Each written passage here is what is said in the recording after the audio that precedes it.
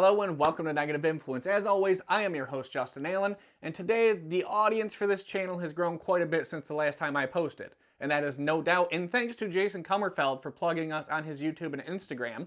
Jason, you are a god amongst men. With that being said, not every guest that comes on this show is going to be a Jason Kummerfeld. I mean, he's basically the Beyonce of film photography YouTube. But here's the thing, I don't want this show to only be about people with massive online followings like Jason has. I want it to be accessible to everyone. If you want to be on this show, email me and we can talk about it. I want to hear from photographers of all levels across the spectrum in any kinds of photography. Some of them will be internet famous, some of them will be grinding through obscurity. But I think all of them have stories worth telling. Think of it like a potluck. You're not quite sure what you're gonna get, but it's probably gonna be good unless someone brings potato salad. With that being said, in order to take some of the pressure off the guests that were supposed to follow Jason, they decided to throw me under the bus and interview me for this episode. So this week I am being interviewed by my good buddy Hans, and I hope you like it, and if not, you only knew me for one video anyways. Why do I get a Yashica?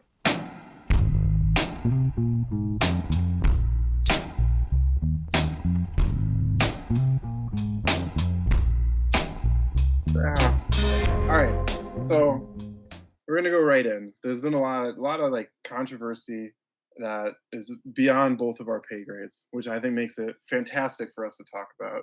Uh, a lot of people who make money in this industry, I mean, unlike me, not unlike you, are talking about competitions and are competitions worth it? Features are features worth it? And what is the future of the space for people who want to make money off of art rather than doing like uh, weddings or brand photography? So what is your gut say on competitions? Like, are competitions bogus in 2025, or what's the space? I think that's a tricky answer because there are some competitions that are legit and have the best interest of the artist in mind. But there are also those predatory competitions where it'll be like, yeah, each submission is $7 or each submission is Mm, $15. And they're just making money on the front end with probably no guarantee that anybody's going to reap any rewards at the end because the only people supporting that are photographers hoping that something good happens for their photography or anything, their art, painting, stitching, crochet, whatever the hell the competition is. I think it's very predatory to have to pay to submit to a lot of these things. It's different if it's yeah. like Sony doing the Worldwide Photography Awards, but if it's just, I'll put it in the terms of something I know about. I'm gonna probably get in Mm. trouble if I say this. Well, you don't have to say I'm gonna. you don't have to say it so direct, but Okay, is so there's this magazine that revolves around tattoos that every year they have a bunch of tattooed women submitting votes to try to be their woman of the year or something like that. And they have the audience paying to buy more votes for that person instead of it just being voted on one at a time without having to pay. And it incentivizes both the audience and the artist to pay for their votes to win a prize that everybody has always complained about is not legit. They get no rewards for it. And I think that's very similar to a lot of other artistic competitions. well, it's I think it's interesting in the photography space too, because both of us are pretty active, especially on Substack, and uh, it makes me wonder, like, how serious do we take people that have won competitions? Like, yeah, like you're saying, like if somebody's like, oh, I won the Sony World Photography Awards, that's like, congratulations, but like, you know I think there's like you're saying, there's a lot of these like predatory type competitions where is just pay us for entry, pay us a lot of money, and we'll give you some title or your ego. So the tattooing situation is really interesting because I hadn't heard of like paying for votes. Like that's a wow, that's an extra pay to win. I mean, wow, bravo to them for thinking of that. Dude, there's a lot of snake oil out there and some of it sells well. So on the other side, what do you think about features? Like, I know everyone's saying Instagram's kind of dying. It feels like Instagram is kind of dying, but at the same time, Instagram is still like huge, and it still does seem, and you can disagree with this, it still does seem like if you get a feature in a certain place like that could change someone's entire career.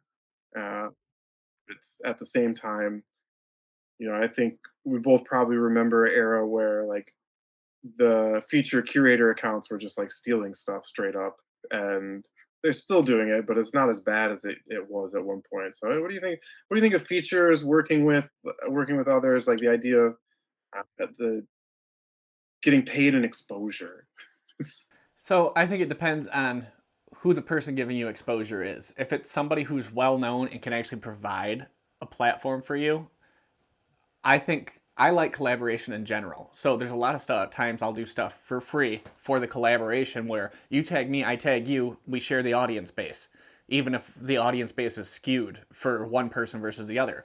I just I think it's cool to hang out with people or work on things with other people, which is a part of why I started this podcast because then I can mooch off their audience and build something for myself here. Yeah. So, do you have any collaborations that you'd want to do? I Ralphan or Ralphan, I really like his work. I keep reaching out to Peter McKinnon, and Peter don't want nothing to do with me. What kind of we'll start with Mr. McKinnon then for fun. What kind of collab do you foresee, or would you be interested to do with someone like that? I'd just like to have him on the podcast. That's pretty much the collaboration I'd like to have with him because I think he's interesting. I think he has a lot of input, and I think he's very controversial in the photography scene. And it seems like he's been getting an awful lot of hate lately.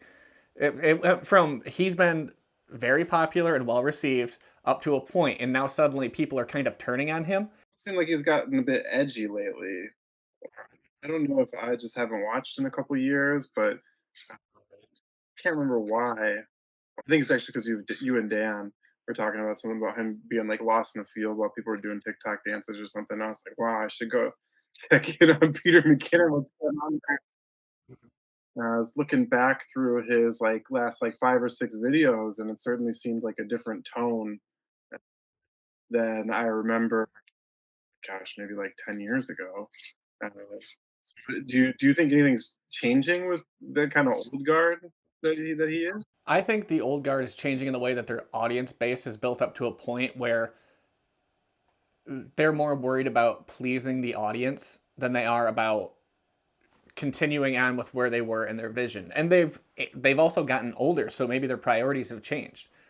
Wonder, like someone like Peter McKinnon. Like I have no right to ever ask for this, but I would be so interested to see his financials from what he's built, and not in like a uh, like I'm curious to know like what happens when you hit that level, and like are the presets paying for everything? Are like the because I've got to imagine he's got like a site full of affiliate links to certain products and stuff. Like, is that worthwhile if you're like the one of like the top names? Like, how much is that actually bringing in? Oh, it has to be. He's the face of Polar Pro. And with all of that, it like makes me wonder, like, you know, is there a need to stay relevant, or but I guess in order to keep it running, maybe, but it makes me curious. You talk about the trying to maybe they're losing the audience a little bit or needing to chase a little more than they had to for a while. It's just a curious thing. They're walking that tightrope of pleasing the people who have been there since the beginning versus people who have jumped in recently who like the quick reward videos as opposed to the people who like the slow, let's methodically break this down kind of stuff. Yes, there definitely seems to have been a shift in the space away from the slower videos. Like the long tail marketing style seems to be a more and more niche audience these days, and it's kind of boring because I think I see like more and more of the same dang video, and it's, yeah. All right, so I want to know uh, overrated, underrated film stocks. What we're gonna go straight. What film stock? I'll start with softball. Is underrated. What film stock do you think people give hate that is actually pretty slick? I'm gonna give you the same answer. It's the Vision film. Everybody underrates it because it has the remjet layer, so they're afraid to shoot it. and it's dirt cheap if you bulk roll it. It's sharp. It gives you good colors. It has a lot of latitude, and everybody just hates on it because of the remjet. And I will die on that hill. Are you worried about what's going to happen to the price? No, I don't think so. Because Kodak's gonna, I mean, they're ending the Remjet version for kind of commercial resale. Uh, I know me and a friend were looking at getting another bulk roll. It does seem like prices are starting to creep up. I mean, you're probably going to see a $5 to $10 increase in the first year or so. I don't think it's going to be anything serious. And I don't know if they are ending Remjet completely or if they're just if they're going to have the two stacks. I don't know how that's going to work. Because I know a lot of the directors are like, no, I like the Remjet. We're leaving that on. Right. Yeah. Uh, I mean, who knows what Kodak's gonna do? Dude, Kodak doesn't even know what Kodak's going to do. Yeah, I almost wish they would just sell film. Like, I know I keep saying it's like I wish they'd just sell the film stuff to bars straight up. And What I wish they do is start selling bulk rolls again to the general public because I think that would open up, even if it's not the general public and it's other companies other than Cinestill that they sell their film to respool it and sell for a lower price in the U.S. If they had a lower priced film in the U.S., they would crush the competition. I think so, because uh, I mean, especially with the market changes lately, it's an opportunity for them to push their prices down a little bit lower and just completely push out any international film uh, competition. Yeah, that would make a lot of sense, but will it happen? I don't know. Well, they invested in physical printing to try to save their photography business, so I don't know if Kodak's making the best decisions. Bring back APS-C or APS. Bring back APS. Dude, I think they'd make decent money because think of all the cool cameras that you could shoot with that film. Because even Contacts made one, didn't they? They made one that shot APS-C. I know there's a lot of APS cameras sitting APS. out there that nobody is using. Yeah, the APS cameras, nobody's using them. Yeah, it would be a little fun. I mean, even if it's just a short run, but those cartridges are kind of a pain. I think they're way over engineered. So if it was a little simpler, What do you mean? They were supposed to replace 35 because it was going to be the easy loading system. don't they have batteries built in and stuff? Like, is yeah, is like an ecological nightmare. Well, it's the same thing as Polaroid Yeah, because Polaroid has the battery built into the 600 film packs. 600 film packs. God, I keep hearing more and more about the prices of those, and it's Dude, insane. $3 a photo for 8 photos? oh, just thinking. I was thinking pack film. Oh, no, no, no. Though that's a different story. That's a different kind of investment. Yeah, that's. I don't understand some things in the world.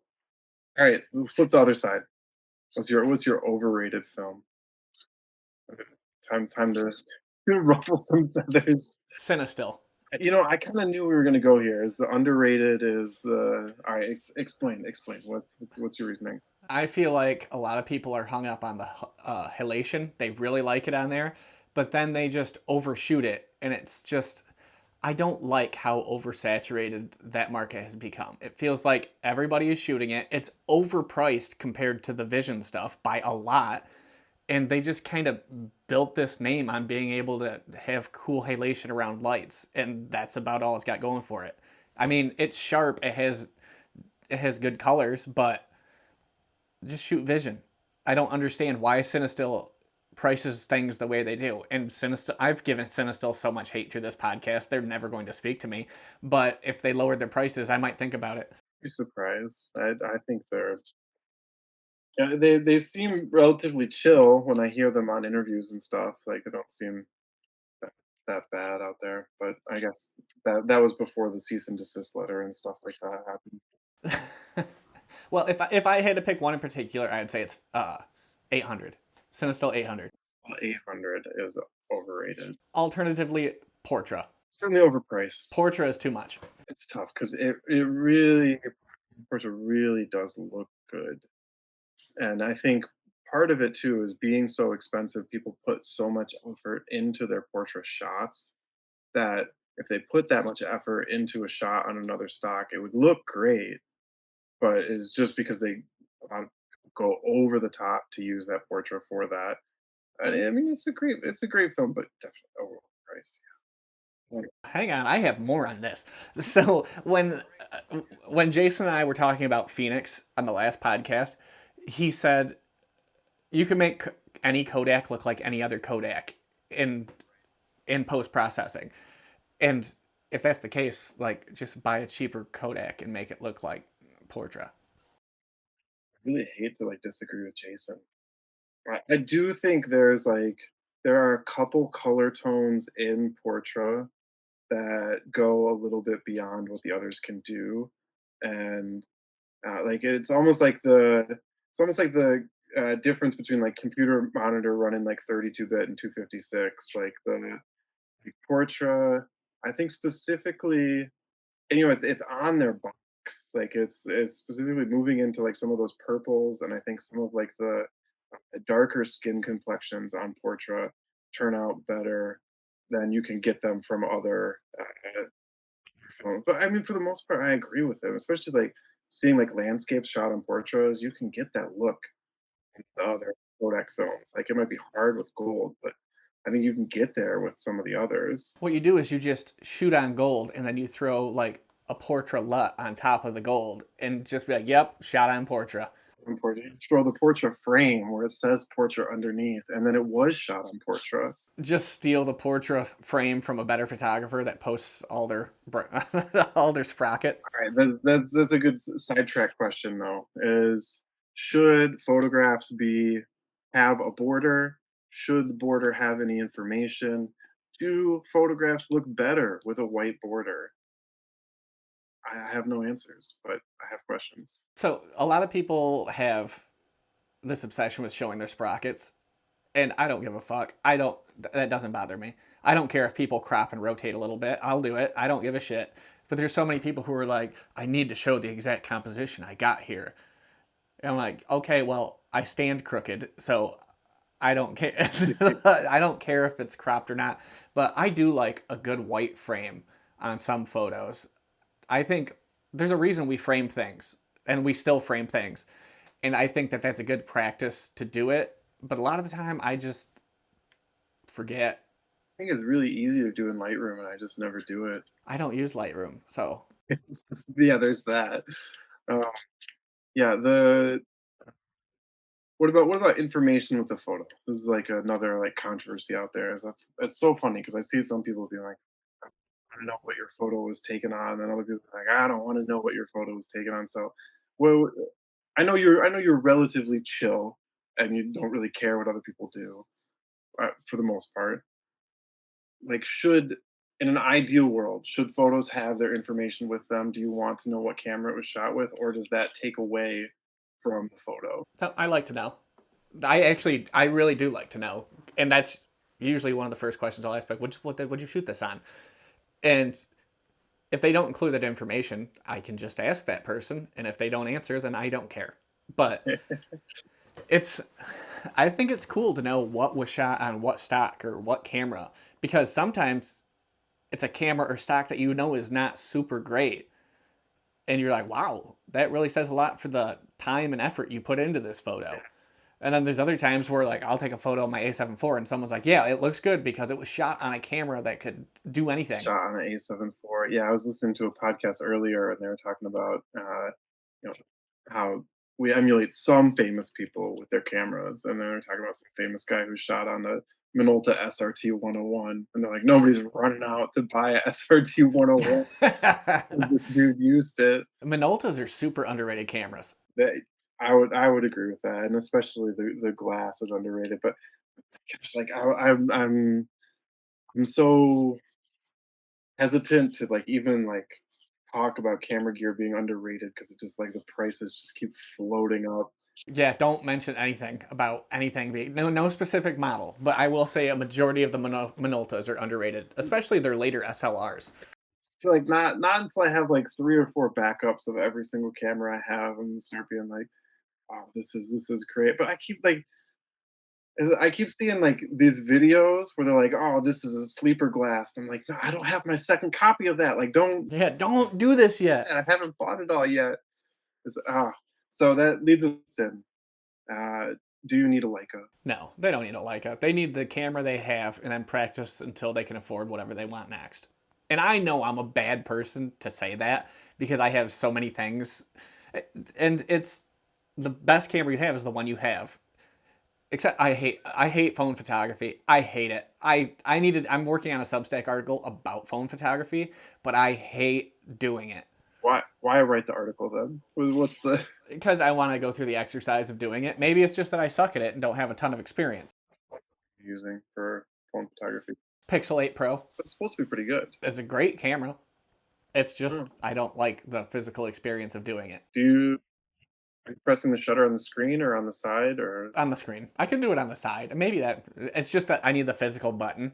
press the button on the side might be a little bit and you don't shoot that wide, do you? Or you like to shoot wide? Oh yeah, I can shoot wide. This has like the point 0.5 on it and everything. What was I say? Like is I think most of the time I hate shooting with the phone just because it has like this weird wide feel. And it's not even like I don't know how to describe the way the phone's weird and how wide it is there's just something about the compression off of the phone that's so strange. Like I know we live in this era where we've converted every lens optical measurement into full frame, but it's not a true conversion into like the full frame metric. And so like when you're shooting like this microscopic sensor at 3 millimeters or uh, whatever the phone focal length is, like I don't know. It just it's a huge turnoff for me. But I'll be curious to see. So what's like the hot take on your article? What is the hot take? I hate phone photography. That's the hot take. And I'm gonna try to actually do well with it. I might shoot some portraits with it and everything, like with like good studio lighting and all that. But I this thing can shoot raw. No, So I don't know. But it's also gigantic files, and it'd take me forever to transfer. Yeah, it'll fill my memory card so fast. They're huge files. I had no idea. Well, this has one, two, three. This has 3 or 4 lenses on it. Yeah, I've got three. No, I've got four on mine. I don't really know what they all are, but they're there. So there's two things about this actually. One is kind of interesting. Is the I don't know if you saw the news, but they just had the big meeting over in Beijing, and they actually confiscated all professional cameras from the press corps. So everyone had to shoot on their phone. Why would they do that? I'm not gonna speculate into the reasons, but I'll say the photos from 10 years ago look a lot higher quality than the photos from this year. But uh, the uh, difference in the quality people are pulling between their phones in that press corps is really interesting. And as I've seen some, and the other thing is, I've seen some people who are really quite good at phone photography. I don't understand it. Like maybe, gosh, maybe like 13 years ago when I had an iPhone 4, I had one of those like clip lenses onto the iPhone 4 for fun, and that was not that bad. But that was putting another like optic on top of it, and so it like made it much closer to like what like a 50 millimeter would feel like. And you know me, I love that being in that space. So I was very happy with that on an iPhone. Um, I've seen some people just shoot awesome stuff. I mean, there's even people shooting like brand campaigns on iPhone. And it looks good. Like I don't know how they do it. I have no idea. I've seen people shoot music videos on iPhones, or they just use iPhones to shoot that 28 Years Later movie. 28 years later, but I haven't either, but it made me feel old when they announced that. I mean, it's gotta be lighting, right? Like it's just gotta be perfect lighting in order to get the most out of it. Well, I don't know. Like Giles Thurston shoots on his phone a lot, and he puts out incredible work. And I have no idea how he does it because I really like his stuff, and I just don't understand phone photography. So I want to try to maybe get an understanding of that because I carry my phone on me everywhere, and if I can find good composition with my phone, maybe I could take more street photography as opposed to having to lug around like 4 film cameras. Or what Giles is shooting then? Like, is he?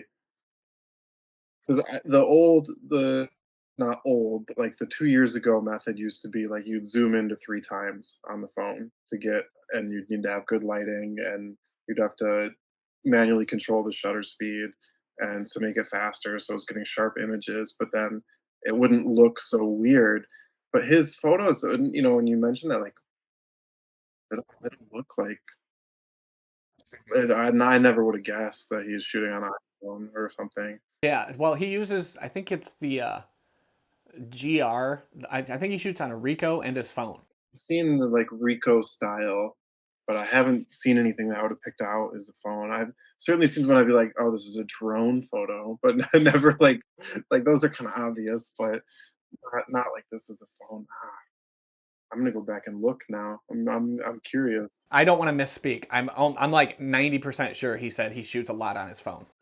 I think I recall him saying that too. Well, but there's plenty of people that do it, and they put out good work. Like, Yeah. there's, uh and one of the groups I'm in, this car enthusiast, she just got her first like Fuji camera, and she's been shooting on her phone for like 3 years. And I was like, I had no idea you were shooting on your phone. I guess that's, when everything's on Instagram, is it's easy to miss that. I guess if photos aren't that big. Well, yeah, because it's a photo app that has potato quality, like I've complained about for quite a while now. The post quality is a lot better. I don't understand why the message quality is just, it does just destroy. I feel like it upscales the IST. The Pentax gets upscaled. Everything else sounds. You're sending it in 4K. Dude, yeah, because you'll send stuff. I'm like, damn, that looks really good. And then I send something. I'm like, oh God, this is trash. Yeah, I don't. Well, yeah, it might be the, because you're scanning your stuff with the Sony, right? Yeah, Instagram might hate Sony files. it might. I don't know why they it shouldn't, but yeah, because it's everything I toss is Nikon scanned, and then the IST I think is just too few megapixels for it to do anything about it. It's like whatever, man. It's like using an old one of those, what are those dot style CRT TVs? That's like the graphics were specifically catered to the CRT. That's why it looked better back then compared to now. Like two megabytes, you're good. Go on through. What Come on in. do you think about collecting versus using? Because this is sticky. I'm a You're a bad person. bad What, person. what, why do you say? Now I'm a bad person for that. So everybody who watches this knows I have a ton of cameras now. And I have so many that there's a bunch I haven't shot. And I'm starting to thin the herd. I've actually sold shit and I'm working on selling more. But I don't know. I don't think there's anything wrong with collecting. If you like the aesthetic of having those cameras, go ahead and buy them. That's up to you. If you don't want to shoot them, let them sit and dry out and the light seals die. But I'd much prefer to have things I can shoot. Even if I don't use them, I would prefer that they were functional. But you have no like ill will or anything towards either the one camera minimalist. I have massive beef with people who overhype their own stuff, and I compare it to they like the smell of their own farts. Like they're in the car and they roll the windows up. That's what I think about those kind of people. I don't have a car. So. So you pick up a specific quote of yours Oh shit. because it's something you always do. But I decided to pass on that, and I was going to instead approach it a little more from my style, so a little more like analytical.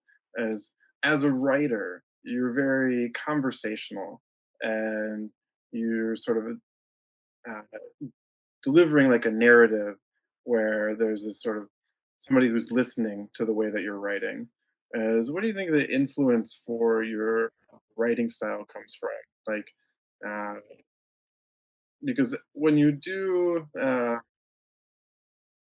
like, where do you get this sort of like conversational? Where do you get the ideas to have those types of like conversational pieces?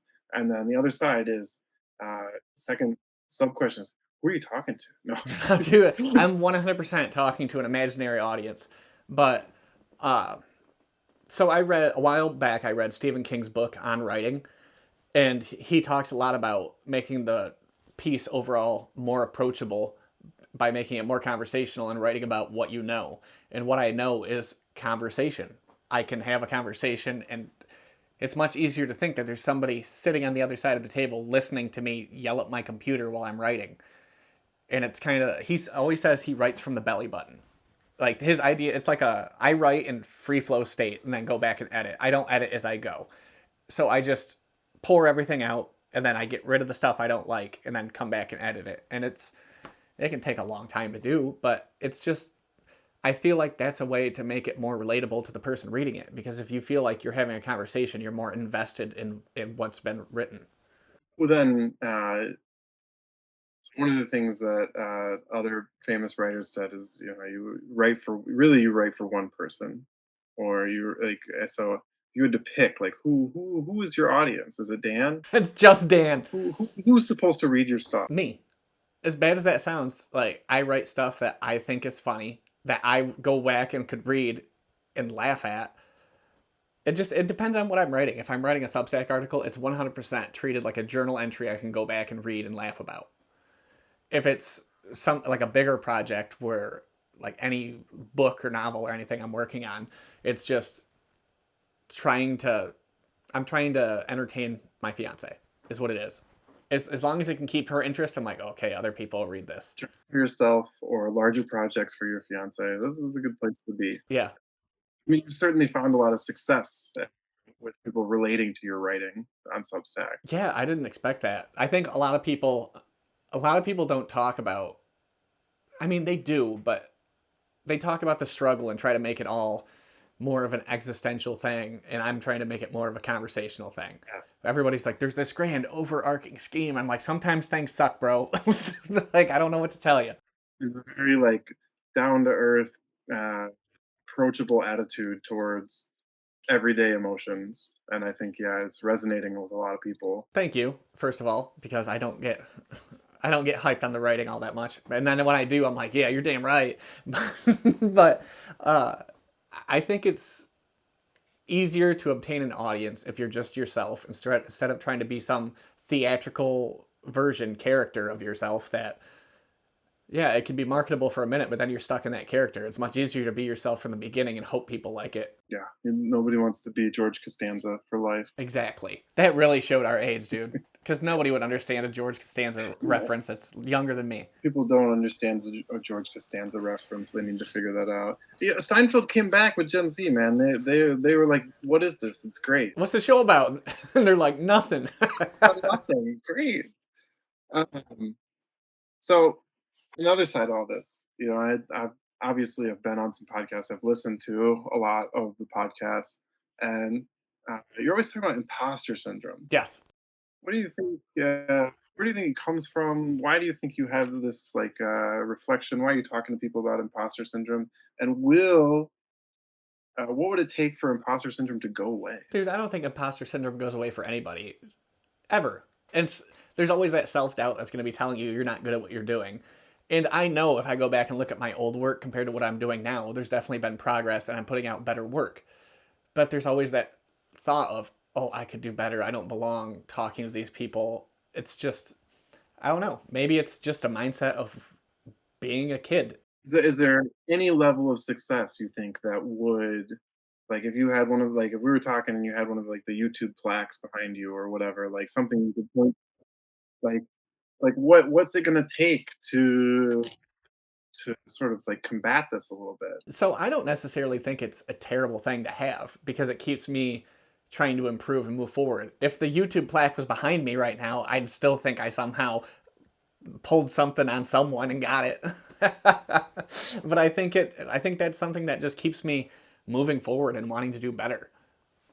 Because there's definitely been some photos I've taken where I'm like, that's one of them. That's going to be a portfolio shot. It's never leaving the print store. Yeah, it's weird because like I think uh my I mean, there's a lot of ways which I think I'm not a relatable person, and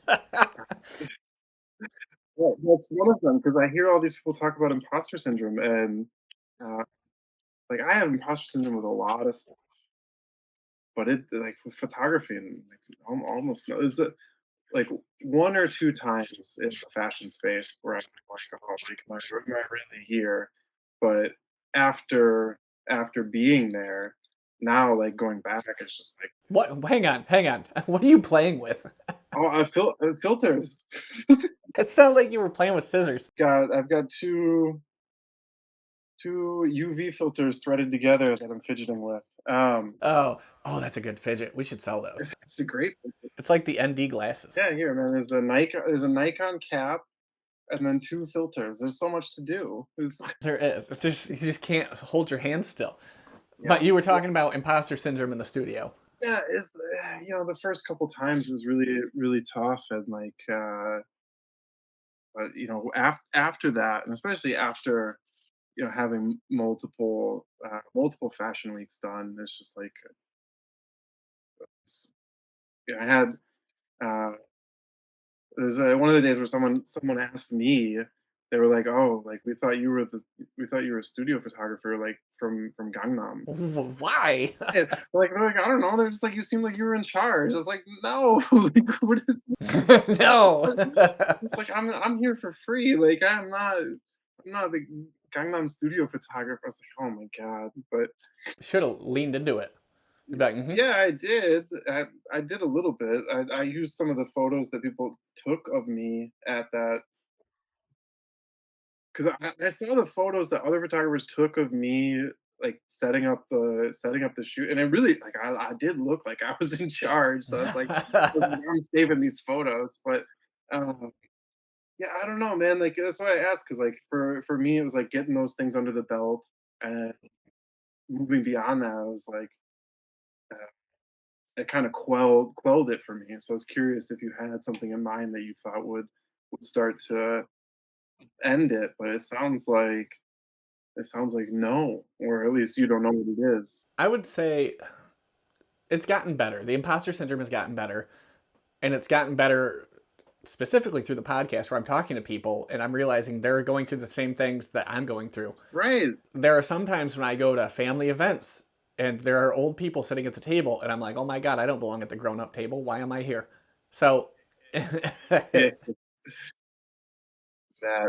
Well, first of all, nobody belongs at the grown-up table, and the grown-ups at the grown-up table are kind of dead. So I think is like we all should be at the kid table, the kid table's more fun. drinking our frescas at the kids table. They have better food too. They got like chicken fingers instead of pasta, like pasta salad, dude. You want to die on the vision hill? I will die on the hill that the kids table does not have better food. It depends on which kid table you're sitting at too. If it's a Midwest kids table, you might not be happy. I think any kids table is going to be worse food. I don't know, man. There's gross grown up food. Pasta salad is a nightmare. Well, you know what I eat, like. Yeah, dude, you'll eat anything. Oh man, I had such nice backbone stew today. Oh, it was so good. I have one question for you. What's one food you won't eat? Because I've never heard you say absolutely not. I won't eat that. One fold. So there's a common Korean appetizer called bondegi, and bondegi is the silkworm pupa. And it's not that I won't eat it; I just hate the flavor. Like, and that the flavor is like, I really like. Uh, my palate's really good at identifying flavors, and like so I just know is it tastes like rose water and earth, and the combination of those two things together, like it's not my taste. And like I wish I always say I wish I did like it, because I'd be like, like you know me, like if I liked eating those bugs, I would like eat those bugs all the time and like shove it in people's faces and be like, just having bugs for a snack, like. Dan is tuning out of this part of the podcast. 100%. Dan is bailing, dude. I had a different friend, so I was talking about like gopchang, which is the it's intestines with like stomach fluid and hardened, and I was calling it delicious meat candy to another friend. They're like, "Don't ever say the words meat candy to me again." I was like, "Oh, it's so good." But all right, so more questions for you. So if all of this takes off and you're wildly successful at living the photography dream, or even just living moderately well, and free from more day-to-day demands. What are your travel destinations? Like where do you really want to photograph? Oh, I'd love to go back to Hawaii and shoot it on film. 100%. I Mm, do want to go to Southern California. what about these places? It was specifically like Hawaii, like because that was a really fast. Like what? Dude, I loved Hawaii so much. It was incredible. And we were on Kauai, which is the Garden Isle. There wasn't nearly as many people. The landscape was awesome. The weather was phenomenal. Even though when we were there, they had their first tornado warning in years, and it started flooding the last day there. You bring the weather, man. They were like, "Yeah, we never get these. I don't know what's going on." But it's just incredible. There's so much to do. There's Waimea Canyon. You can go shoot the volcanoes over on the, other islands. It's just incredible. And the weather, man. I was built for the Hawaiian time zone.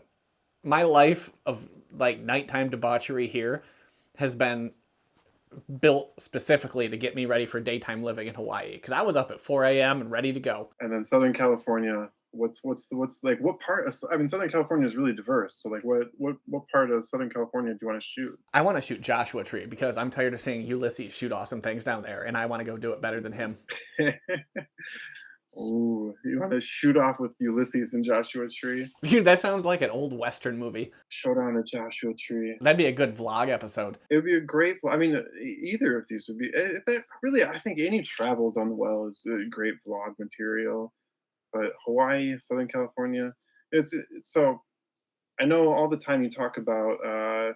Talk is kind of. You seem to be like FOMOing for street photography. I don't know if it's street photography. I like shooting everything in general. I just don't like the flat, boring Midwest. I'm bored. Yeah, it's just a very boring area. If I go to a city and I have my camera, it's fine. But it's a matter of me not going to those places alone and doing it very sparingly. I mean, you're not far from some cities that. Yeah, like I could do Ann Arbor. I'm surprised you don't shoot more in Ann Arbor. The drive to Ann Arbor sucks. Traffic Is Bad Axe just that bad. bad? Like, are those areas that bad? Bad Axe? What the hell are you talking about? Bad Axe is like 3 blocks long. Really? I thought it was a little bigger than that. No, dude. No, dude. Bad, like the actual cool part of Bad Axe is like 3 blocks long, and then there's a strip of what is it, 53 that runs through there, and it's just fast food restaurants and couple diners. But Bad Axe is a tiny town. So so I know I saw some from your trip up north.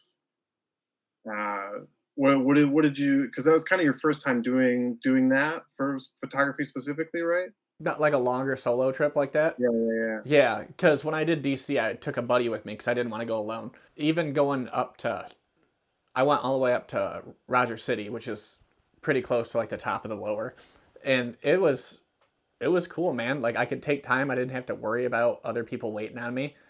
And I didn't really have anxiety like I normally do about setting up or carrying my camera with me. I mean, I was on a beach with people swimming and I didn't really care. There were a couple of people who were like, "Hey, you're shooting film?" I was like, "Yeah."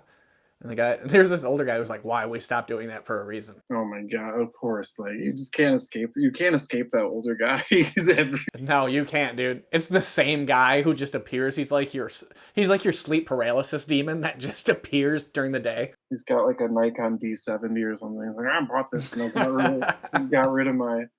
Oh god, that old guy. Yeah. He's like, "I always shoot at f8." I'm like, "'Cause you can't go lower." You're Justin. He's like, you're Justin. He's like, I think I kicked you out of the Lapeer Film Club.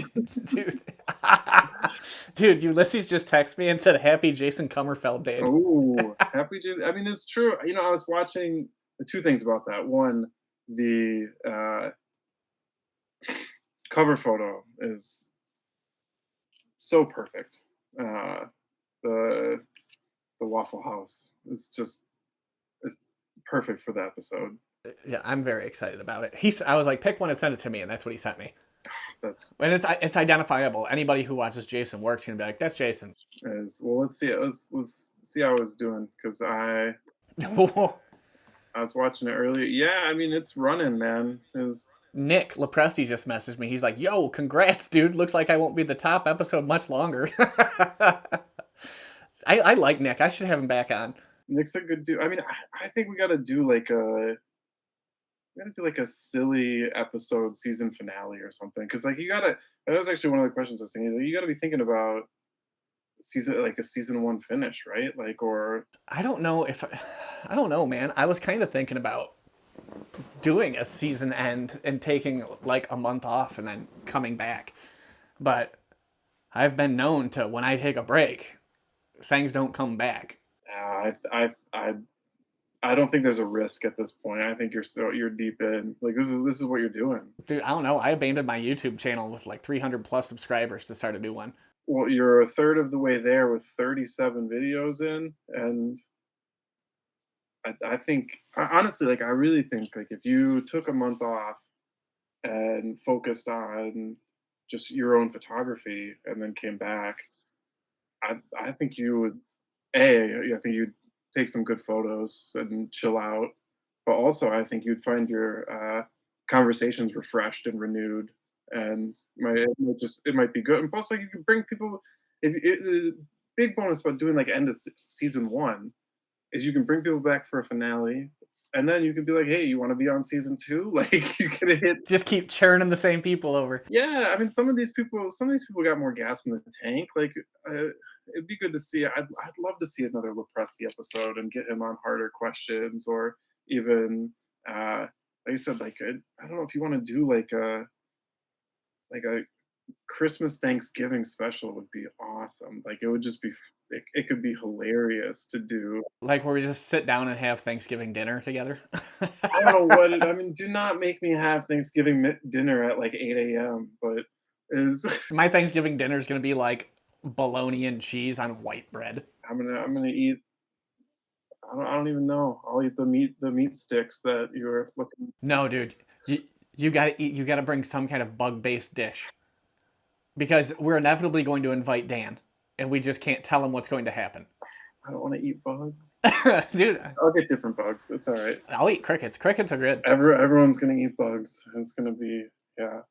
Oh, Have you ever had the salt and vinegar crickets? You can buy them at like Frankenmuth and stuff, dude. I have not had salt and vinegar crickets in Franken. That sounds good. I've had spicy crickets. Fine. I've had mealworms, very plain, Yeah, mealworms are not good. and then the pupae. That's just I don't like that flavor. But maybe I would eat it to upset Dan. I guess I could be. Just to upset Dan. That's the only reason. I guess I could be convinced. Um, so one of my other controversy questions: is there a difference between street photography and documentary photography? I don't think so. I really don't think there is. I mean, if there's one specific thing you are documenting in the streets, then that's more documentary style. But as far as just pointing and shooting on the street, I don't think there's a huge difference between it. If you're documenting the streets, that is street photography. So I'll give you the backdrop here. Is one of the other uh, podcasts I like to listen to is they had a round table, and on the round table, some people were talking about how too many documentary style photographers are winning street photography contests. And I was just like, no, it's like what? Like what is? I was like, those are words. Yeah, they're words. That's definitely one of the takes of all time. It's just, I think people are too worried about putting a label on their work.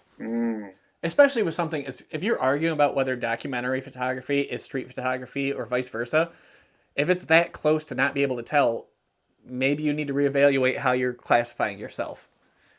Because you're not confusing street photography with landscape photography. I think very few people are confusing street photography with landscape. I'm very worried somebody is doing that. Then there's the people who are like, well, cityscapes are landscapes. Yeah, kind of. I don't know. I just think there's too many pissing matches going on about what genre is what. It's just something extra for people to argue about and have hot takes about and generate content and conversation for. There's a lot of that going on, and social media is a difficult place to be sometimes because of it. It's very nice that we have kind of Substack, podcast, YouTube to get away from it a little bit. As I mean, even Instagram, it's nice to like just be distanced from that because I mean, I don't know, like we all just kind of like post and then don't do anything on Instagram. That's all I do on Instagram. And then sometimes a post will hit like 40 likes or 40 heart reacts. for me, and I'm like, oh, this post is doing something, Get some dopamine. dude. I'm telling you, my TikTok's been kind of bumping, dude. How what kind of bumping are we talking about? Like what's going off for you? Let me see. What the heck is this gold colored Pentax that I just got a notification for? Is an eBay notification. Craigslist. So right now, I just started posting like regularly 2 weeks ago. I'm at 68 followers, but there's some of my videos that have 2,000 watches on them, All right. Yeah, yeah, yeah. and I'm averaging like three to 900 views per video. It's not bad. So it's not bad analytics. It's just It's a viable funnel at that point to bring people into the look at this. Look at this. what the hell is that thing?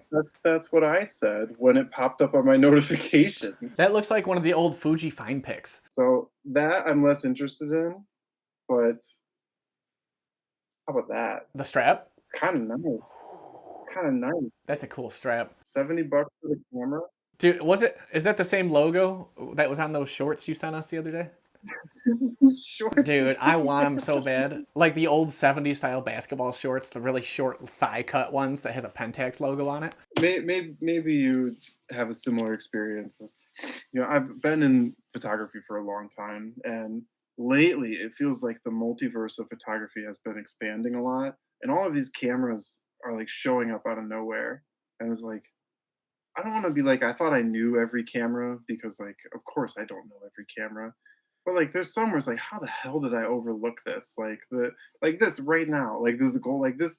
It's like this came from another dimension to my phone, and it's like here's like 1 mile away. There's this gold Pentax that you could go pick up, or like the Samsung Samurai copy. I knew that's where this was going. I knew it was going to come back to the fake samurai because you were so like blown away by this thing. And that's the only one I could find anywhere. I looked on eBay and everything. Every now and then those things like show up where I'm just like, what? Like, that's where I would have known about this. Like somebody would have told me, and not like I would have seen it in a store or something. But That happened to me last night when I messaged you asking about that camera. What was it, the Coney? right, yeah, the Coney, yeah, I was like, what the hell? I've never heard of this thing. What the hell is this? I saw somebody on TikTok using it, and I'm like, I've never even heard of this. yeah. I have heard of that before, but it is a as a niche camera. Were you thinking about it? What's the price? Well, it's like $130 with lens. Get it? What? Like you can get them on eBay for fairly cheap, between 130 to like 250 for the Coney. It just depends on what lens with it, who's selling it, or if it's mint plus plus. I've been looking at the Koa 6. Yeah, man. You know my feelings about that. Yeah, I was like, well, I'm looking at a medium format. Maybe I'll take a look at that. And it's 6x6. that's the thing is I think you. I mean, like I was encouraging. At a certain point, I gave up, and you should buy RB. Because RB has the. I mean, RB stands for rotating back or replaceable back. And I can't remember which one, but you can get a 6x6 back for RB. You can get a 6x6 back for Mamiya Press. But I think after seeing those Yashica Mat photo, I think you need to have a square format medium format camera because it's just working with the way you're looking. And the thing is, this makes sense because you were jiving so much with the Polaroids, and I think just like that square format just works for you. It's just Polaroid, but make it fancy. It's fancy Polar. It's exactly it. And I mean, oh god, I wish that the Nons system would make a 35 back, is because that's on it. It's quite cool that they've got that set up. Whereas I don't how much do you know about the Nons camera or whatever it is. I know there's instant film involved.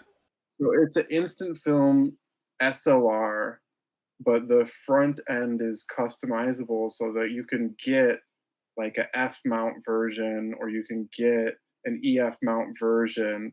And so you have a F mount or EF mount Instax camera. That could be sweet. It would be really sweet if they made a regular film back to go on it. Yeah. And I was looking into it. There's no necessary electronics in the back.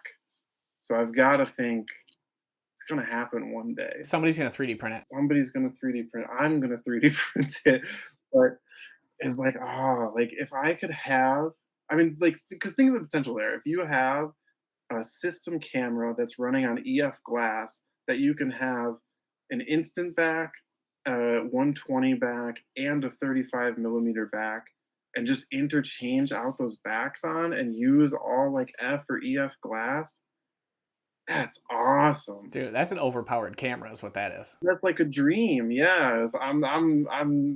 You know, I was gonna joke at the beginning, who's gonna buy something by the end of the podcast? It might be me buying one's camera and taking it to a 3D printer, but I'm gonna sell something by the end of the podcast. So I'm waiting to get money in my PayPal right now for the Olympus. oh, all right, nice. Do they want to buy this Olympus? Yeah, I thought you were so excited to get that back. no, this is a different one. Oh, okay. This is the wide. This is so weird. Like, is You don't shoot wide that much though. You don't like wide. I shoot wide all the time. I shoot 24 all the time. Weren't you the one who said you struggled to compose with something that wide? No, so no. That was. I don't think that was me. Is because I don't. It was a long time ago. Is I struggled with the corners on wide, and then I learned to love it after like a year of using it. But this one is weird because it's a zone focus, super wide, and the problem with the half frame super wide is it's just, yeah. I mean, it's you have to get so close, and then the problem is with zone focus, when you get that close and you have to zone focus, it's just not going well. You lost me at half frame. I tuned the rest out. I mean, it's a weird camera. I mean, Olympus made some weird cameras. I mean, this is half frame with a 28 millimeter on it. Is like whenever I put my eye through the viewfinder, like I'm like that's not what I expect to see ever. It's so much wider than I expect every time. You're expecting like 35 or 40 millimeter, and then you look through it and you can see everything or more of everything. Yeah, is but the no, man, I love 24 millimeter. I hate 28 millimeter. 35, I'm so on. 24 millimeter, I love. 18 millimeter, I hate. I hate anything under 20 millimeter. I hate 28 millimeter. 35 is good. 50 is good. 80 is okay. 105 is the best ever.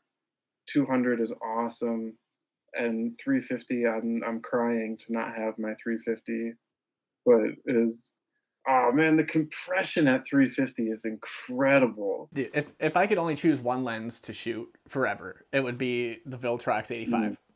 I love 85 so much. Oof, that's tough. 85 on the Sony. On the Sony. I don't care what camera it'd be on, but it'd be the Viltrox 85. I was gonna say you're gonna shoot digital for the rest of your no. Dude, I haven't shot a digital photo since I did that model shoot. Really? Yeah, That's quite a while. everything's been film. Wow. What do you think's driving that? Is just no desire to shoot digital, or I mean, so summer's winding down, so people aren't getting family portraits or anything, and Right. they're waiting till the leaves change so they can get their fall family photos now. that's fair. Which I think they're stupid. I think they're stupid. I think they should pay me to take photos for both seasons because I want their money. Late summer is nice. It's been gorgeous, yeah, because the weather's good. It still looks kind of like summer, but you're not having pit stains in all your photos because you're sweating to death on the beach, and I don't have to edit those out. Oh shoot, I just had another question. It's getting late for me, so I'm tired. What time is it there? We're getting close to midnight. Um, No, that's amateur hours. yes, but you know I'm off of just a week of getting knocked down. Yeah, you should be well rested. I am well rested, but I need more rest. So the Canon, you know, I know I was gonna joke with you a bunch about asking, or I did joke about asking Nikon questions, and I am so happy you got that Canon because it wasn't that I thought you needed a Nikon, is I thought you needed a fast 90s uh, uh, competent SLR that can just run and gun, and that meter is smarter than it needs to be. So is what's the do you have any regrets with the getting the Canon? What is it? Is it EOS? The A2E EOS 5. Yeah, I don't have any regrets with it. I really like the eye autofocus on it. It's a lot of people complained it wasn't accurate. I've missed like 2 shots on anything I've put through it that wasn't accurate. I think the eye autofocus is incredibly accurate. The eye autofocus is autofocus to what your eyeball is looking at. Yeah. That's wild technology for the 90s. Yeah, I think it came out what, 92, something like that. Yeah, I'd be really curious to know how that works. Dude, okay, so I was wearing sunglasses and it was reading my eye through the sunglasses. Wow. And I was shocked. I realized it in mid focusing. I was like, I didn't take my sunglasses off. This thing can still see my eye through the glasses. I just center focus. I guess I'm just a loser. Just center focus, center point focus, and then shift. Yeah, it's that's. I mean, I've been doing that for like 20 years. It's just a habit at this point, and it's especially. Uh, it's funny because I was shooting a D60 was my drinking camera for a little bit, where it's just like throw it around because it's a D60, and it's a 3-point autofocus. I'm like, oh, this is really really comfortable. It's left, middle, right. I was like, ah, well, easy enough.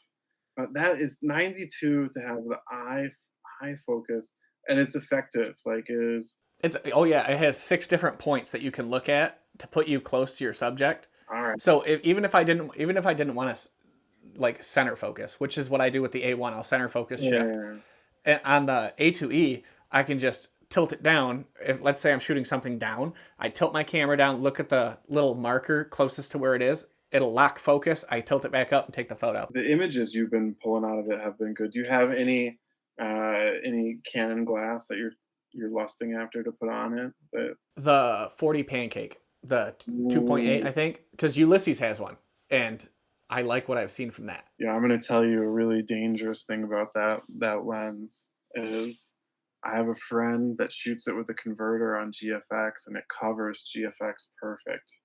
And he switches it between systems, but it's you get that lens, you can put it on a GFX, and it becomes like a 28 millimeter on the GFX too. What am I gonna do with a GFX? Run out of storage space. Real fast, real fast, dude. Oh man, he's showing me 200 megabyte files. It's like who has time? Yeah, why? It's just you can do it with 22 megapixels. Just you can do it with 16. Shit, Uh, I have portfolio shots from the 8 megapixel Camp Snap. Camp Snaps made your YouTube channel. It did, and I abandoned it. You got to get back over there. What's so? Are you ever gonna show back up at the other channel or? I probably will at some point. It's just I haven't. Long form content doesn't do as well as just posting a short form version of it on TikTok, and then I can funnel that to the podcast. Yeah, that makes sense.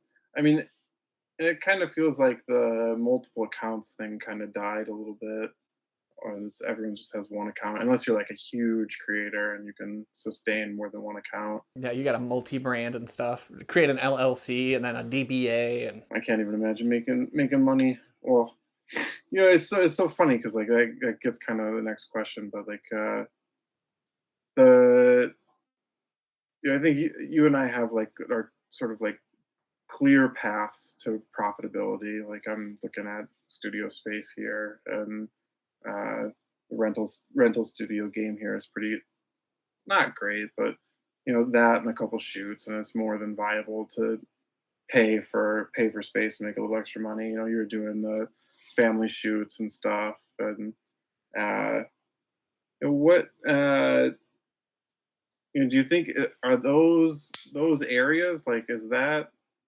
what we should focus on? Like, should we be doing more of that? What's the future here? Like, what should we be aiming for? I don't know, man. To be a photographer that's making a decent amount of money, you need to become more than just a photographer. You have to be a brand. You have to be a social media content creator. You have to have some kind of weight behind you to where people want your work, because otherwise there's going to be somebody who undercuts your price and you lose out on that job. And I'm not cutting my prices just because somebody wants to say their friend with a Canon Rebel 1 can shoot better or shoot the same thing for the same price, because then I'm going to have to go back and fix these photos for them in post, and I'm going to charge them about as much as it would have cost them to just hire me in the first place. A lot of fixing in post. Well, I mean, that kind of gets us back to the question about the competitions and stuff. Is that it's very easy for, it's almost too easy for people to present themselves as competent in photography these days, and everyone, everyone's an award-winning photographer. Everyone's got a nice camera. Everyone's cousin can do that. And if you look at any photography post on any kind of social media, there'll always be somebody saying, well, my iPhone can take that photo. People don't appreciate anything in the arts as much as they used to back in the day. Because artists used to have patrons. I would love for that. I want some rich man to pay me to take photos. I would do that. I would abandon everything to just go do that all the time. Ah, that'd be nice. Just to be the garden hermit with the dark room. You are the garden hermit with a dark room, I feel like. Show me some photos. Like, it's just the rich guy comes by, tell me a story with some photos. And that's kind of what Substack is. I'm going to pull up like PowerPoint. I'm going to create a PowerPoint and just scroll through. I'm not even making a video, just slow scroll, skip one, go back. No, I'll pull out a turmeric print, but here, smell this. Smell it. You can smell the flavor. Smell the print. Well, I mean, kind of what you're getting at is like, I think is uh, pushing us creatively too. Is one of the reasons why I do not. It's not a. It's like a driving factor. It's not like the main reason, but why I'm so interested in like weird films and like all the weird bulk and stuff is because it's not easily replicable, like is or even like I'm so bummed that it's right here. That's why I look over. I'm so bummed that it like magically fixed itself, and now it's just normal crappy video instead of like instead of broken. destroyed video. I'm like, do I need to drop it? Like, I don't know. Just kick it once. It does feel like I don't want to say like lo-fi is in because like I really dislike that word. In fact, I dislike like the CCD crappy digital camera craze, and to a certain degree, like it's stuff like the I think like the Game Boy camera and stuff is like gimmicky, and but it's like I mean you saw like I think when this comes out it'll be after Fashion Week, and I'll either have sailed sailed like very high off of some like crazy trichromes, or I'll have completely crashed and burned. Like happy to have tried it, but I'm 100% confident I'm the only person that's going to be there trying to shoot trichromes on like 1980s film. Like, and that in itself is cool, and it's and that's kind of like I think one of the things you're doing that's really unique, and everyone keeps saying it. Even Jason's saying it. It's like uh, everyone's scared of Remjet, man. Like, and you're just like I love Remjet. You're like, yeah, I don't give a dude. It's never bothered me because it worked the first time I did it. I think people are just intimidated to do it themselves, and I think a lot of the problem is a lot of people don't self-develop yeah, because they're intimidated by that too. If you developed at home, dude, you'd save so much money by shooting vision. I know you. I'm not talking to the audience in general. yeah. If those people developed at home, they could have their film same day. They could scan same day. That's what I always say to people in the states. Like, it's just like I weep when I look at the cost of film chemicals in the states. Like, is like I don't know why. Well, I mean, time. I get that people are just super busy and they make enough money, but they're like, I don't have time to develop.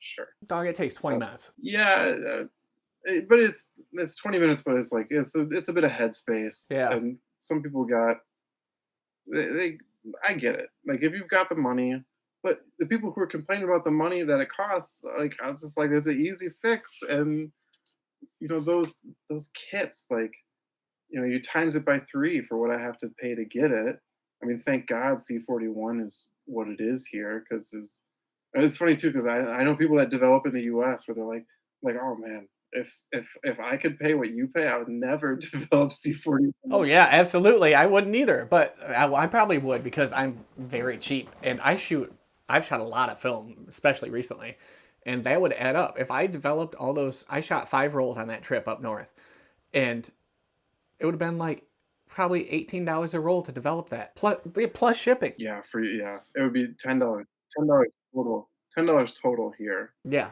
that's nuts. But yeah, I mean, in the US, yeah, you'd be in $100. I mean, it would have been the most expensive part of your trip almost. Absolutely. It would have been more than gas. Yeah. Oh, for sure, dude. I spent $40 on gas. Oh, I get like 32 miles a gallon in my Jeep. that's crazy. I mean, it's all just crazy because like the as I did start photography back long enough where it was like I used to get negatives at CVS, and then I'd go take them into school and just print black and white off of the color negatives that I got from CVS, and then like looking back, I'm like, that's so far gone. Like, just like this small town drugstore. Like, we had like 5 options to develop film in a town of a couple thousand people. Yeah. Dude, well, so Rite Aid went under, right? All the Rite Aids. Nah, I didn't know that. Yeah, So, okay, so that's where I used to get my film developed when I was younger, yeah, and it's gone, man. Like there's every Rite Aid is either empty or they're selling weed out of it now. yeah. Oh, all right. That's pretty much the same. It's the same thing with like Family Video. It's like all CBD shops. CBT. Well, and that's the other side of it too. Is you talk about Kodak could make a lot of money. I don't understand how there's not more labs in the U.S. when there's the like at $8 a roll. I gotta think it's a viable business for people to get into at this point. Like, I'm gonna Google nearest film developing to me. yeah, there's got to be a place in Detroit. Nearest film developer. There's got to be a place in Ann Arbor even. Somebody's developing film in Ann Arbor. I wonder how much it costs to do that. You know what? You know what, Hans? We're gonna take a quick look at the website and see how much it costs to get some 35 developed. I'm at an Ann Arbor store, so I'll tell you how much it's going to cost there. Let's see. Photo lab services. Pricing brochure. Oh no, these guys don't do it. Archival scanning. Film development. Color C41. $6.50 a roll. What? In Ann Arbor? Yeah. $6.50 for what? Does it say? C41. Really? Black and white, $8.50. They apparently got. Am I in the Wayback Machine? Apparently, they will develop APS film. It's the same process, ain't it? It's a smaller film. It's just a different reel, right? Yeah. 120 color C41, $8. Wow, they raised the price for 120. So you can't cross process. You cannot do cinema, remjet, or boiled films. Boiled film. It says boiled films. It specifically says boiled films. That's hilarious. I don't even know what that does. Well, they're referencing like souped films, I think. Oh no, boiled. Maybe they're talking about like home remjet removal. Absolutely not. $17.99 for a roll of C41. I can buy a whole thing, almost buy a whole thing of CS41 chems and do 24 rolls. $17.99 is crazy. It's $20 for the Cinestill film, the color developing kit here. Right. And I'm not paying $17.99 for one roll. These guys are no, absolutely not. That's a scam. These guys are taking advantage of the fact that they hold the demand and the supply. Oh no. What'd you find? This might be worse. Hold on. Develop, scan, and print starting at 20. Get the fuck out. From where? I'm not gonna say. Oh, develop only starting at 6. All right, that's not. Well, so there's the develop only, and then there's the shipping, the returning of the negatives. So by the time you're done, it probably will end up being more expensive. Because that's how they get you. They're like, oh yeah, $6.99 a roll. And it's like, well, if you want color, it's going to be $9.99. And if you want your negatives back, it's going to be another $5.99. And like, what the fuck is the point of sending you my film if you don't send the negatives back? Because there's a lot of shops that do not send negatives back. They only send you either prints or scans. Feeling like the old Onceler yesterday. I was like, oh, give me a coin and I'll tell you about the past. The Onceler? That a Lorax reference? Yeah, it is a Lorax reference. You're speaking for the film. I speak for the film. No, I don't speak for the. I mean, gosh, this is like, it's funny because I was listening to your podcast with Jason earlier, and it's like you're so nice to like shout out my YouTube channel on there with him, but it's like you're like two sentences away from like, oh yeah, he's shooting like turmeric prints and weird pinhole cameras, and but he shoots Nikon digital. It's just like, Yeah. it's like, what is this weird weirdo doing over there with his sticky cameras? Like, uh, I loved his reaction to that. oh, He genuinely laughed at it. his reaction was hilarious. It's like, ugh. And they're like, oh, Dan's got sticky Nikons too. You're like, what's wrong with your friends? Like, Yeah, what are these guys doing to their cameras? oh. I'm like, I don't fucking know. All right, last question. 2026. Dare I say those awful words? But what do you want to happen to the podcast, Substack? Substack. Are you asking what the goal for 2026 is? No, no, not at all. You've missed That the kind of mark. sounded like It's- exactly what yeah, you of were course. asking. What do you want to happen for next year? I'd like the podcast to find a wider audience base and maybe a couple sponsors somewhere down the road. I'm going to make sure I'm not bumping my mic. No, I'm not. All right. So I'd like the podcast to find some sponsors down the road. That'd be really nice to be able to monetize it. But in the end, as long as I'm having fun doing it still, I'll continue to do it. Substack, I don't care if that ever monetizes. That's just a photo journal for me.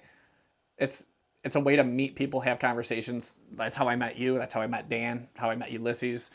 It's been super great for my online career, if you want to call it that. The content creation.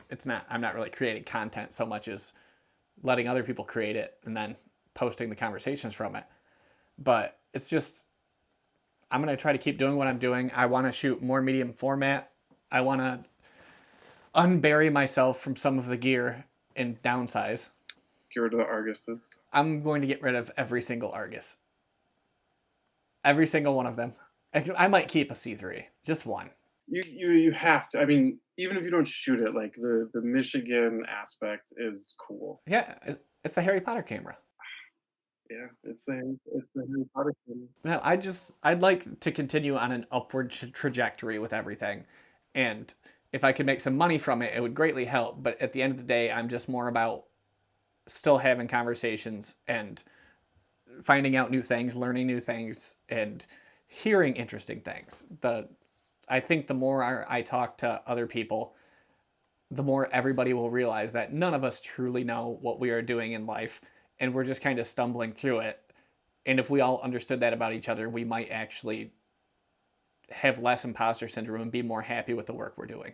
Do you have like a dream project? So I've got a couple follow-up questions for that. Do you have like a dream project for next year? Like if everything goes right, is there like something you want to shoot or like some series that you want to shoot beyond just like traveling to Joshua Tree and doing a shootout with Ulysses or going back to Hawaii? Like I know you're working on the Orchard series, but there's got to be like something you really want to reach towards as far as like a documentary project or even and some other type of project. I'm not sure what the next project is going to be yet.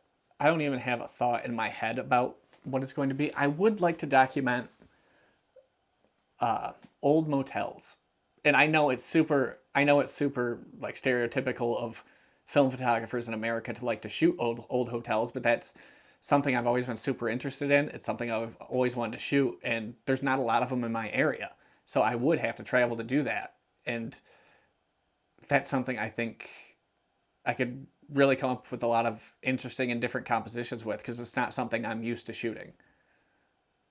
I mean, of course, there's always going to be that here's the sign with the nice glow around it photo that everybody posts, but I might throw some Phoenix at it at night. Who knows? Well, and I mean, I love like Greg Girard and some of his like hotel interiors, like to get inside some of those places that because when he took those, they were in business and stuff, but I'm sure they don't.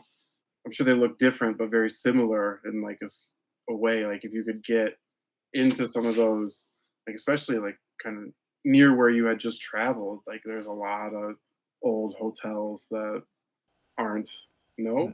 No, dude, they tore almost all of them down, or they modernized them. Oh, So like all the you know how they used to have like the old 50s style signs and everything? yes. They're all like boring corporate Oh, bullshit logos. It's a lot of those are gone. Even Mackinac. So you know how Mackinac used to be like small town vibes kind of? Not anymore. Every shop is the same. All the hotels are almost all the hotels are owned by one family, and they've just modernized everything. oh no. Mackinac is more Frankenmuth than Frankenmuth is now. That's a disaster. What about Irish Hills? Is Irish Hills still a dump? I've never been to Irish Hills. There's your plaza. That's south of Jackson, right? Yeah, that's south of Jackson.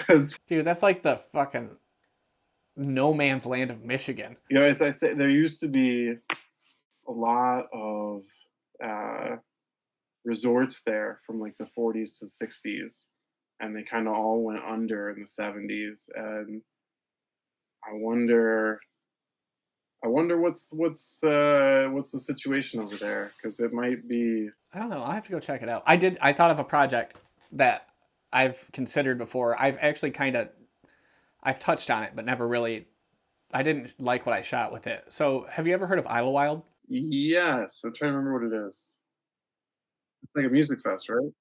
No, Idlewild is. You're probably thinking of the movie that had Outcast in it. Is what you're thinking of. Maybe.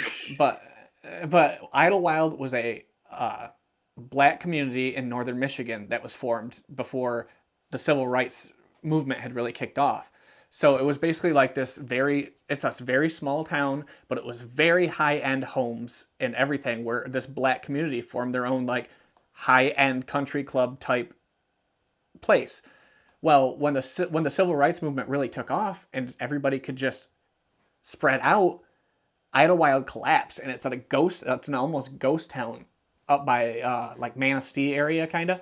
All right. Yeah, yeah, yeah, yeah. And I drove through it last year or the year before, and there's still a bunch of abandoned homes, but they're very nice houses. Every street has like a gate to it that has like the nice brick gateways down to it. There's the old country club still there. It's a very nice area, and they're trying to revamp it. So I think it'd kind of be cool to document some of the homes now and then wait a year or two, 5 years, and then go back up and take another look at it because the property values there are starting to go up because people are starting to actually buy back into that area and refurbish all these old nice homes. Yeah, I was looking at the pictures here. This looks like a really cool project. It would be cool. It's a couple hours away from me, but it'd be really cool to maybe try it. Maybe go up twice in a year and then wait a year or two, 5 years, somewhere in that area, and then go back up. It's a lot less flat than where you're at too. Yeah, there's definitely, well, there's some more hills up there. The Manistee in general is fairly flat for the most part. You would never know that town is there. When you're driving down the highway, you have to turn off to this little dirt road, and then it just appears in the middle of this forest. The west side of the state is got a lot of like interesting things that are kind of hidden. Was the it's kind of was a dream photo project of mine. Have you you know about Singapore in Michigan? Wait, Singapore, Michigan? Like the No. I was like, I know about Singapore. of course, I would hope so. Singapore, Michigan is another ghost town in Michigan, and uh, let's see, what is this? Is this the old one of the old mining camps? No, no, no, no. This is a city that was like on Lake Michigan. Oh, Uh, like after some like big fires. I don't think it was like the Great Chicago Fire, but I think it's after like some of these like huge fires. They deforested it, and the dunes overtook the city. yeah, it's over by Saugatuck. It's in the Saugatuck Dunes. Yeah. Yes, it's kind of south of Saugatuck. Yeah, yeah, yeah. So there's a dune ride tour that drives over the remains of Saugatuck, or over the remains of Singapore, and I've been on that dune ride. Yeah, there's it's interesting to hear you talk about like the Idlewild stuff because it makes me think of Singapore. It makes me think of the some of like the Beaver Island history, like There's a lot of cool history in Michigan, but unfortunately, a lot of that cool history has been torn down for corporate interests. I mean, I get why they're doing it. It's because that land is sitting there; it's not profiting. but this is so I guess this is my version of imposter syndrome, and it's not so much like imposter syndrome, but like is like melancholy for the past, or like feeling like the moment is gone. And I've really tried in the last like 2 years to like tackle that and be like, no, there's still enough to do now, and to like go capture these things and capture these places. And uh like that neighborhood I was walking you and Dan through is like yeah, of course, like uh it's worse every day than it was the day before. There's one business less every day, but it's still there. Still got to go take pictures of it. It will be gone soon, but like it's like, instead of being sad, it's like just go take pictures, I guess, until I can't anymore. I like those places that are out of time, like they're taken out of one time and appear in our time. That's the stuff I like to hunt down and shoot. Old hotels, old gas stations, gas pumps, old cars. It's I feel like there's a lot of modern aesthetic that I think is ugly.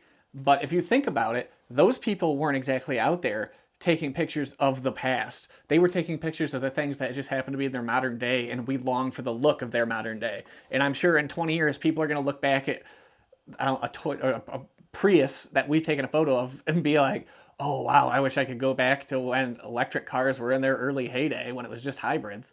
Well, I can't remember if it was on the podcast or something, but like I was complaining about people being like, oh, like everyone's always like looking in their phones and stuff. And it's like, I was like, yeah, well, I'm sure like, we all think like newspapers and hats are cool, but I bet like 30, 40, 50 years, maybe longer than that. People just like, everyone's always looking at the dang newspaper on the train. Like, I can't take a good picture because it's just people looking at newspapers. And like, I don't know. I'd love a picture of somebody looking at a newspaper right now. I haven't seen a physical newspaper in probably 2 years. well, right, but that's because like we never see it. But like back then, it was just like this every day to them. They're just like, it's another picture of a guy looking at a newspaper. Like if it's 1950, like that's all you get. You're like, If I saw somebody if I saw somebody reading a physical newspaper, I would think they are a time traveler. I don't even think I don't think I can get one here. I don't even know if a lot of them even print physical copies anymore if it's just subscription based on like online delivery. There's a couple that still do it. I know because I got the like report where Atlanta was shutting down their like physical printing, and people are like, "Oh, it's like near the end of the end."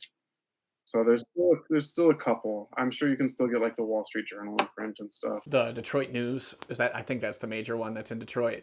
They're outsourcing their printing to Ohio now Uh, because they can't justify printing it in Michigan anymore. And people are upset that the Detroit News is not printed in Michigan anymore. And they're even more upset that they picked Ohio to be the place to print it. yeah, well, why would you pick Ohio? I mean, that's just of course that's going to upset people. Like this, I don't understand why people have so much. I don't understand why I hate Ohio so much. It's just ingrained in Michigan to hate Ohio. well, it goes back to the. I mean, I'm sure there's more reasons than the Toledo War, but like we fought a war. It was Yeah. it, There's every beef. every third grader learns that as one of the like few U.S. on U.S. conflicts outside of the Civil War was Michigan versus Ohio for Toledo. And now it's just a sports based rivalry, which, Yeah, which might be more heated. oh, it's 100% more heated. People have been, they've been shot. Yeah, people have been, I bet more people have been killed over the sports one than the war itself. That's exactly what I was going to say. More fatalities for the sports rivalries than the actual historical war. Yeah, man, I think you're on the right direction for these projects because like if I was there, those would be the things I would be thinking about in those spaces because like you're right, Michigan's got a lot of stuff, and I'm sure there's still enough to make it worthwhile to go to those spaces. I gotta imagine, like, there's some of those like northern towns like that are big enough to have stuff like Alpena and uh even like Gaylord, Petoskey. Like those places have gotta have pockets that you could spend a day or 2 days in just shooting. Petoskey would be cool. Gaylord and Grayling are mostly, they're pretty much the same thing at this point. It's a lot of military in that area. And that could be cool too.